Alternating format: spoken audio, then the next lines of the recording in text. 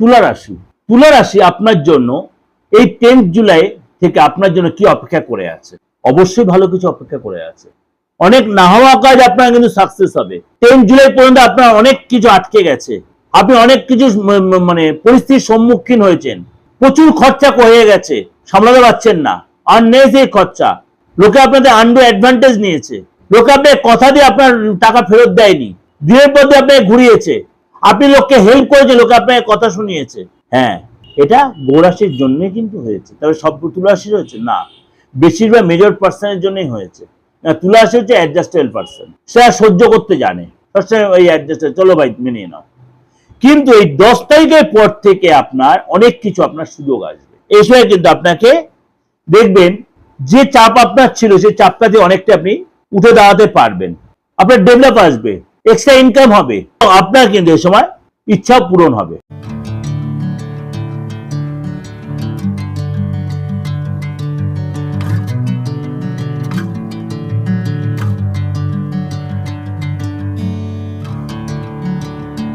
নমস্কার, আজকে আলোচনা করব রাশিফল নিয়ে।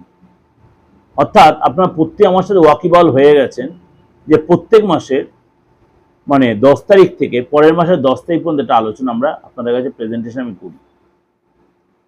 অর্থাৎ এই মাসটা চলছে আপনার বছরে 7ম মাস। এই মাস থেকে পরের মাস অর্থাৎ 8ম মাস আগস্ট মাস পর্যন্ত, আগস্টের 10 তারিখ পর্যন্ত কেমন যাবে আপনাদের আর্থিক সিচুয়েশন বলুন, কেরিয়ার বলুন, শরীর স্বাস্থ্য বলুন, বা আপনার ফ্যামিলি লাইফ বা আদার সিচুয়েশন যেগুলো। কেননা জুলাই মাসের প্রথম দিকটা আমরা অনেকেই অনেক রকম পরিস্থিতির সম্মুখীন আমরা হয়েছি, হয় সবাই যে হয়েছি তা নয়, কোনো কোনো রাশি খুবই চাপে ছিল, কোনো কোনো রাশি খুবই চাপে ছিল, কোনো কোনো রাশি হয়তো খুব ডেভেলপ হয়েছে, কিন্তু খুব যে হয়েছে তা নয়, একটা সামাজিক পরিস্থিতিও খুব চাপে ছিল। কেননা একটু বলে দিই আপনাদের, কেননা বুধ ছিল কর্কট রাশিতে আপনার বক্রী অবস্থায়। বুধ কর্কট রাশিতে খুব যে ভালো রেজাল্ট দেয় তা নয়, কিন্তু শর্ট টাইমের জন্যই আমি আপনাদের আলোচনাও করেছিলাম, সেই সময়টার জন্য কিছু কিছু রাশির জন্য একটু চাপের পরিস্থিতি হয়েছিল। এই যে 10 তারিখ নিয়ে আলোচনা করছি, সুতরাং তার মধ্যে বুধ কিন্তু তার নিজ রাশিতে বক্রী অবস্থায় গমন করেছে। কবে গমন করেছে? 7ই জুলাই। 7ই জুলাই বুধ বক্রী অবস্থায় নিজ রাশি মিথুন রাশিতে গমন করেছে।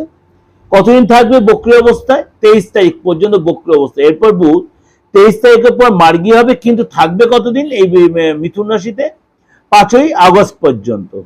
অর্থাৎ এটা কিন্তু আপনাদের জীবনে, প্রত্যেকের জীবনে, আপনার রাশি লগ্ন জানুন আর নাই জানুন, কেননা বুধের একটা ভূমিকা কিন্তু আছে। বুধের একটা ভূমিকা কিন্তু প্রত্যেকটা মানুষের, প্রত্যেকটা মানুষ কেন, বাস্তবিক জীবনে সবার জীবনে এটা কিন্তু আছে।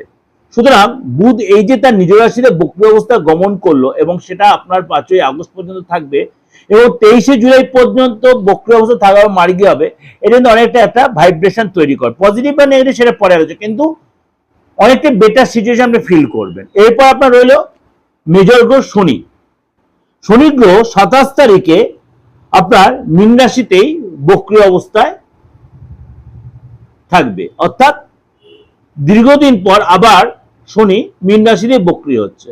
12 রাশির ক্ষেত্রে পাবে, আপনার রাশির ক্ষেত্রে কি হবে সেটা একটু আলোচনা করব। অনেকের ক্ষেত্রেই ভালো হবে, অনেকের ক্ষেত্রে সতর্কতা অবলম্বন করতে হবে। আপনার নেক্সট হচ্ছে 15ই জুলাই দেবগুরু বৃহস্পতি তাই উচ্চ রাশিতেই অর্থাৎ কর্কট রাশিতেই অস্ত যাবে। এটাও কিন্তু একটা আলোচনার বিষয়বস্তু থাকবে, এটাও একটা প্রভাব বিস্তার করবে। এবং মঙ্গল, এই মুহূর্তে মঙ্গল কিন্তু চন্দ্রের নক্ষত্র রোহিণী নক্ষত্রের প্রবেশ মানে গমন করেছে, থাকবে কতদিন? 24শে জুলাই পর্যন্ত।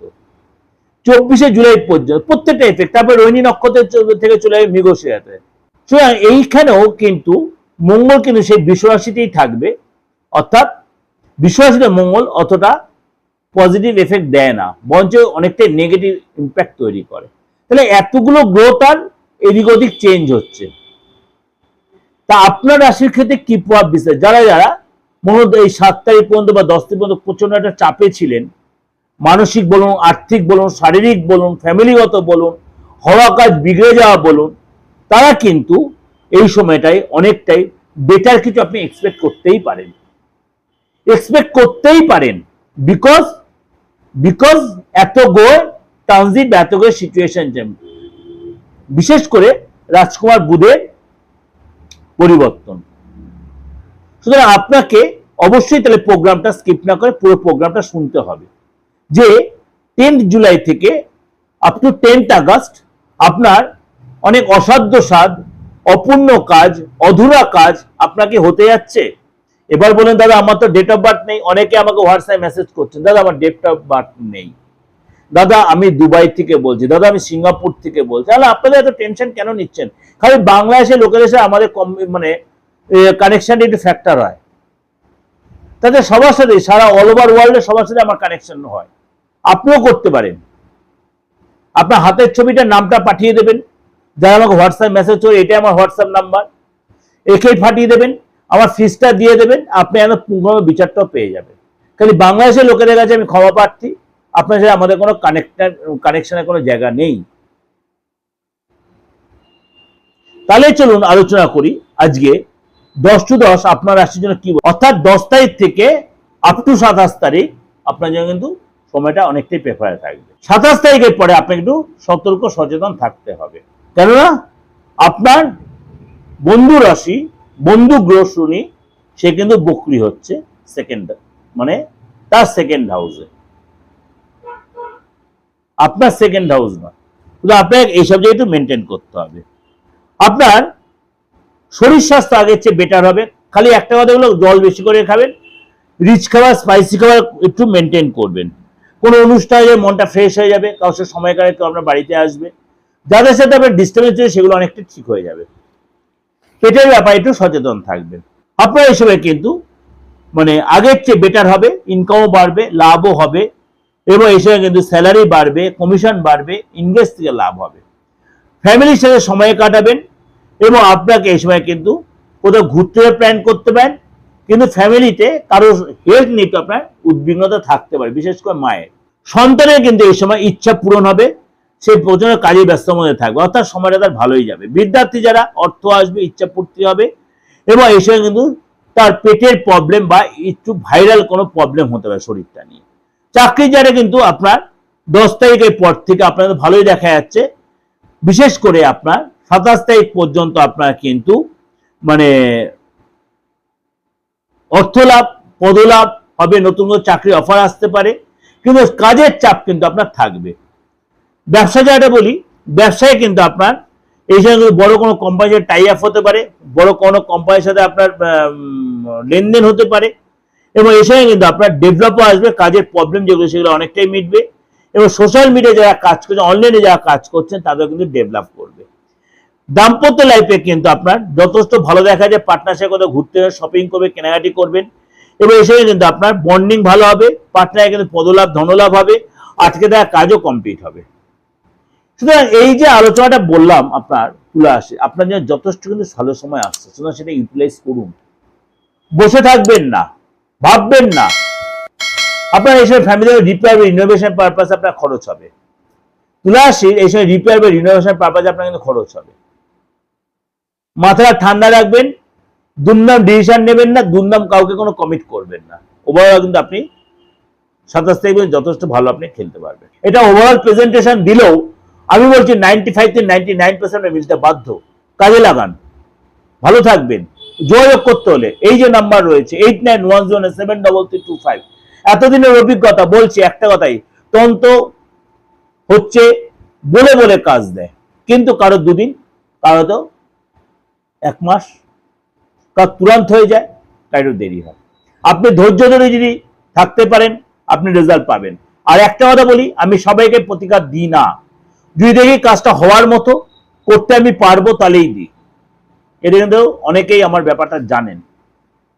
সুতরাং আপনি আমাকে প্রেডিকশন করালেন, তাহলে ভাবে পার্থক্যকে একটা বড় চোতা ধরিয়ে দেবে না, ইম্পসিবল ম্যাটার। আমি দেখবো আগে আপনার সেই কাজটা হওয়ার যোগ্য কিনা, আমার দ্বারা হচ্ছে কিনা। এটাই আমি খসড়া আজকে 30 বছর এটা আমি খুব মেনটেন করি আপনাদের কাছে, যার জন্য আমি আমার সুনামটা আজ পর্যন্ত অক্ষুণ্ণ রাখতে পেরেছি। হ্যাঁ, কারো তো দুদিনে হয়, কারো 1 মাসে হয়। যখন কাজটা ধরবো তো কাজটা করেই ছাড়বো, ইটস মাই চ্যালেঞ্জ। এতটা কথা বলে দিলাম। আমি ওই নাম্বার চেঞ্জের গল্প তো নেই, আর যে চ্যালেঞ্জ মিডিয়াতে দিই সেটাই মেনটেন করার চেষ্টা করি।